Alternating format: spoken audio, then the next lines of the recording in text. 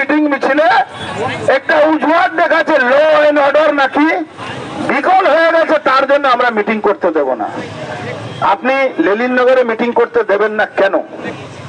আজকে ওখানে তৃণমূল কংগ্রেসের নেতারা যাচ্ছে, তাদেরকে আপনারা বলতে পারছেন না, কিন্তু ভারতীয় জনতা পার্টি ওখানে সনাতনী হিন্দুদের পাশে দাঁড়াবে, তার জন্য আপনাদের খুব কষ্ট হচ্ছে।